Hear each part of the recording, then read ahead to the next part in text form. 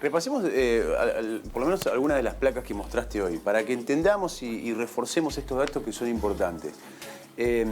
La cantidad de casos que se han dado a partir, si uno lo compara desde aquella primera marcha hasta el día de hoy, no ha bajado. Mirá, 1.450 femicidios en Ese es el total. Desde el 3 de junio del año 2015 hasta el 25 de mayo se fue el día de corte precisamente de esta investigación, de este observatorio de género.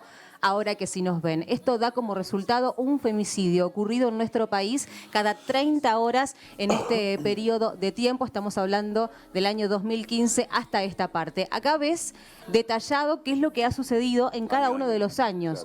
En el año 2016, por ejemplo, un total de 289 femicidios en el país. En el año 2007, 277. 289 en el año 2018 y hay que poner las miradas en lo que ocurrió el año pasado concretamente, en donde hubo un incremento notable en la cantidad de casos de femicidios registrados a nivel nacional, con una suma total de 327. La pregunta es, ¿hay más femicidios o es mucho más visible que antes? Y cada vez es más visible cada uno de estos episodios. Desde el desconocimiento, pregunto, pero yo te digo, antes del 2015 no se hablaba de femicidios, te hablaban de crímenes pasionales, de sí, claro, delirios de ese calibre. Pero yo creo que el año 2015 fue un punto de quiebre. Claro, de hecho se ven las estadísticas, fíjate vos que automáticamente en el año 2016 hay más que en el 2015. ¿Quiere decir que subió o no? Quiere decir que se empezaron a reconocer un montón de situaciones. De todos modos, en el año 2015, por lo menos este corte lo realizó desde la segunda mitad del año, claro. Este estudio. No tienen el valor total de los femicidios ocurridos en el año 2015 puntualmente. Pero sí, hay más denuncia, pero hay más casos también. Sobre todo, esto se puede percibir con lo que pasó fundamentalmente el año pasado. Pago, esto lo hablábamos, sí.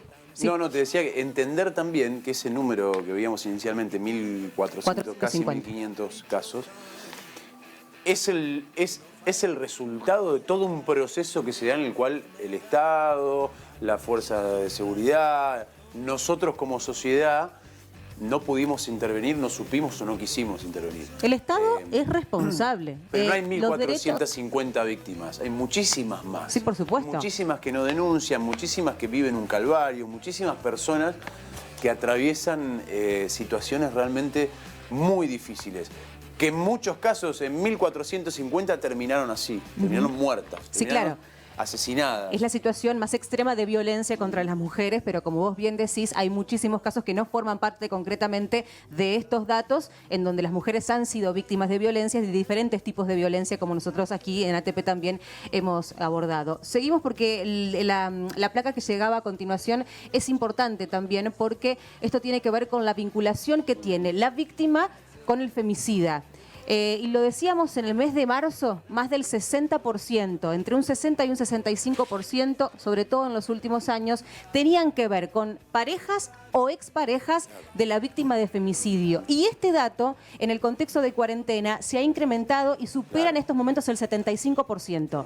Del total de femicidios ocurrido en este periodo de aislamiento, que son más de 55, más del 70% de los mismos fueron cometidos precisamente por la pareja o la expareja de la víctima. Y esto queda reflejado con datos de la provincia de Entre Ríos. En este último tiempo, los últimos 2 meses, acontecieron 3 femicidios a la provincia de Entre Ríos, 2 de los cuales tienen que ver puntualmente con que la víctima fue víctima precisamente de femicidio a raíz de su pareja o de su expareja.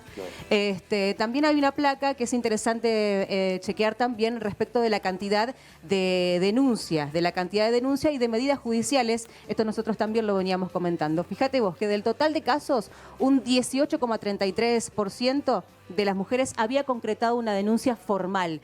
Por otra parte, tenían medidas restrictivas un 8,4%. Y de los 3 casos a la provincia de Entre Ríos, 2 por lo menos tenían medidas de restricción.